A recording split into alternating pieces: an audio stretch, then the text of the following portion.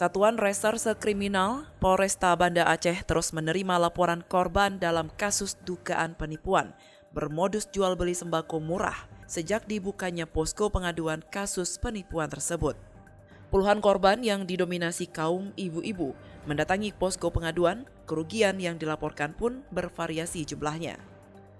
Terduga pelaku berinisial NB diketahui menjual sembako murah seperti minyak goreng, gula pasir, beras hingga sirup dengan harga murah dari harga pasar. Namun sembako yang sudah dipesan dan dibayar oleh korban dengan cara mentransfer uang tak kunjung diantar ke alamat pembeli. Kasat Reskrim Polresta Banda Aceh, Kompol Fadilah Aditya Pratama mengatakan, korban penipuan terus berdatangan ke posko pengaduan.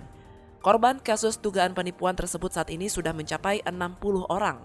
Hal masalah posko pengaduan ini terkait dengan adanya terjadinya tindak pidana penipuan yang bermodus jual beli sembako ya.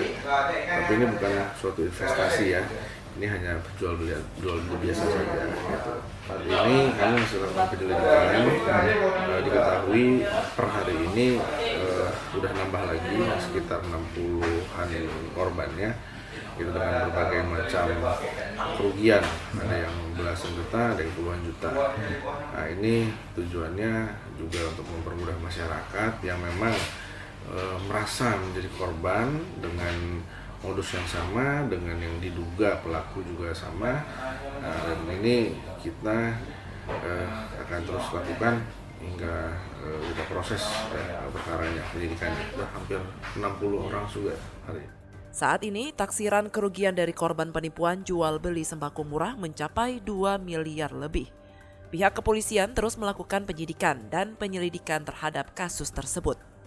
Dari Banda Aceh, Lala Nurmala melaporkan untuk Puja TV Aceh.